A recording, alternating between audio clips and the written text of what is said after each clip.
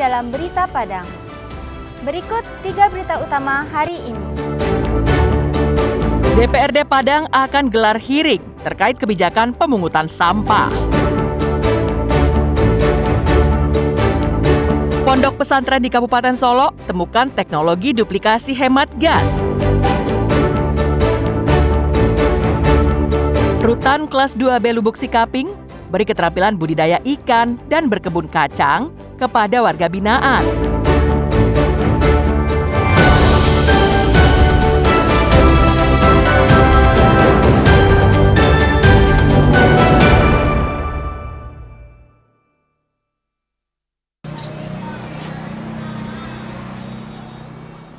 Suara merdu anak-anak yang sedang melantunkan ayat-ayat suci Al-Quran terdengar dari sebuah ruangan kantor polisi lalu lintas di Sijunjung. Puluhan anak sedang belajar mengaji dan memperdalam bacaan Al-Quran mereka yang dibimbing oleh seorang guru mengaji.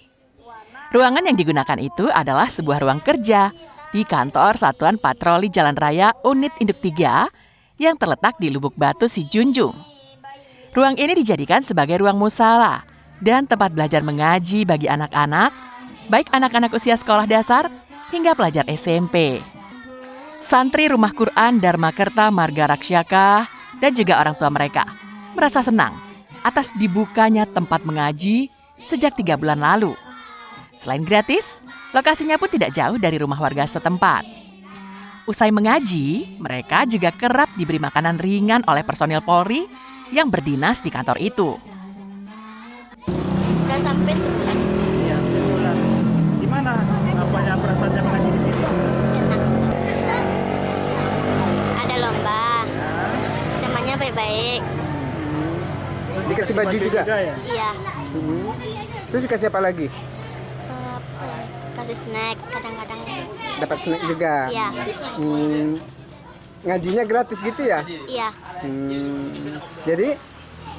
Terima kasih Pak Polisi sama Ibu. Kayak baju, peralatannya kayak Al-Quran, Iqra. Kadang kalau dikasih snack, disiapin minum. Sekitaran 3 bulan lebih kurang, masa terbantu. Ibu sendiri tinggalnya di mana?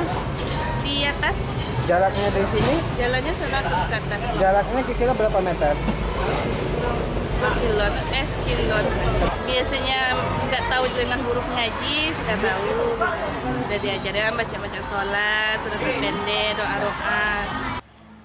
Direktur Lalu Lintas Polda Sumatera Barat, Komisaris Besar Dwi Nur Setiawan mengatakan, dirinya memberikan dukungan penuh untuk Rumah Quran di kantor PJR Unit 3 Sijunjung.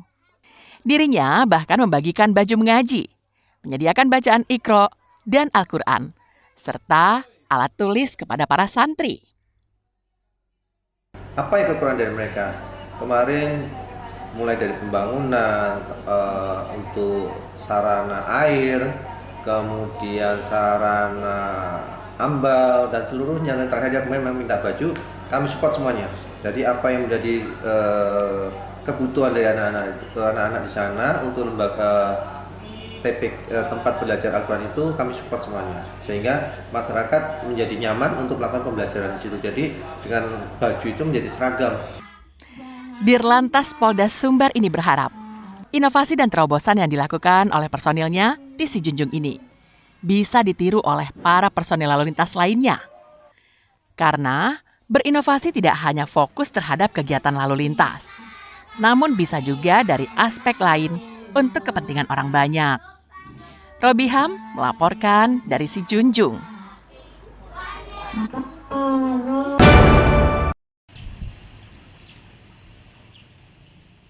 Rutan kelas 2B Lubuk Sikaping memberikan keterampilan kepada warga binaan. Hal itu dilakukan untuk mendukung salah satu program Asta Cita Presiden, yaitu Ketahanan Pangan Nasional. Program itu berupa pengembangan budidaya kolam ikan nila dan ikan lele, serta kebun kacang tanah yang dilaksanakan dengan memanfaatkan lahan kosong di areal Rutan Lubuk Sikaping. Program ini dianggap berdampak positif bagi warga binaan, selain untuk mengisi hari-hari mereka dengan hal yang bermanfaat.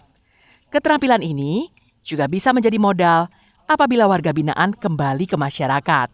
Untuk hasil dari kolam ikan nila, ikan lele, dan kacang tanah dikonsumsi oleh warga binaan dan selebihnya dijual kepada masyarakat umum. 13 program akselerasi. Satu diantaranya itu di poin kedua, yaitu memberdayakan warga binaan dalam rangka mendukung ketahanan pangan. Nah, kita dengan segala potensi yang kita miliki, warga binaan, lahan yang tersedia, kita kelola. Nah, kita menetapkan kegiatan perikanan. Dampak lainnya adalah kondisi rutan Lubuk Sikaping menjadi harmonis karena pegawai rutan dengan warga binaan saling bekerja sama. Fauzan melaporkan dari Pasaman.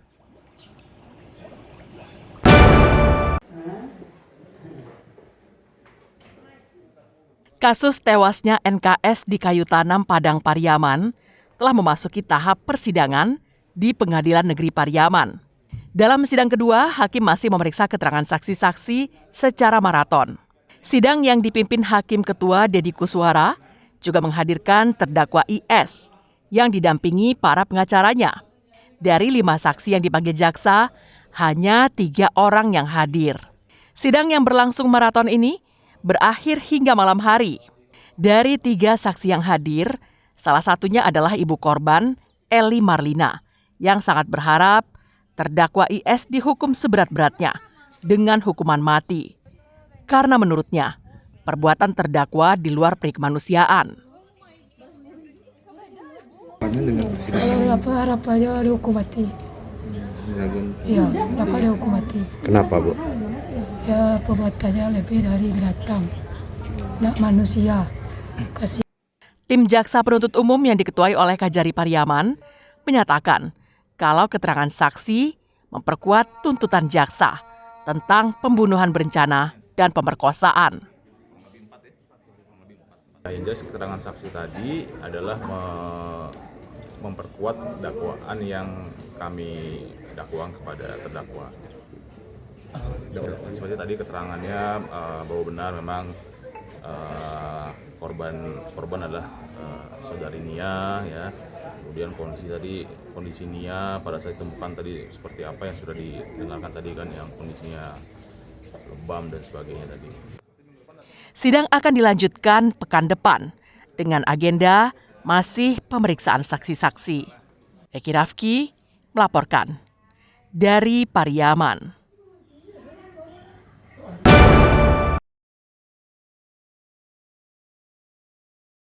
Tim Harimau Polsek Kuranji meringkus seorang pencuri sepeda motor yang telah beraksi di 17 tempat kejadian perkara. Yuda diringkus di rumah kontrakannya di kawasan Simpang Tinju Nanggalo pada Kamis pekan silam. Tertangkapnya residivis itu karena saat melakukan aksi terakhirnya di Rumah Sakit Umum Daerah Padang terekam kamera pengawas. Tidak butuh waktu lama, keberadaan pelaku langsung terdeteksi oleh tim Harimau Polsek Kuranji. Setelah ditangkap, polisi kemudian mencari barang bukti kendaraan bermotor yang dijual pelaku hingga ke Pasaman. Polisi menyita 2 unit sepeda motor hasil curian sebagai barang bukti. Ibtu Andi Hendriansyah, Kanit Reskrim Polsek Kuranji mengatakan, tersangka Yuda dalam aksinya selalu mengincar sepeda motor lama karena mudah dicuri menggunakan kunci letter T. Dari keterangan pelaku ada 17 TKP di jajaran Polresta Padang, dan saat ini kami sudah mengamankan 2 unit kendaraan yang kami amankan dari Pasaman Timur. Jadi pelaku menetapkan sasaran itu berupa motor-motor yang pada tahun lama atau dengan jenis kunci yang masih terbuka, itu karena terlihat mudah dan menjualnya pun mudah juga. Polisi masih melakukan pengembangan untuk mencari sepeda motor curian lainnya. Pasalnya menurut Yuda, residivis curanmor ini, dirinya telah mencuri belasan sepeda motor. Tersangka dijerat polisi dengan pasal 362 dan pasal 363 KUHP dengan ancaman hukuman di atas 7 tahun penjara. Robiham melaporkan dari Padang.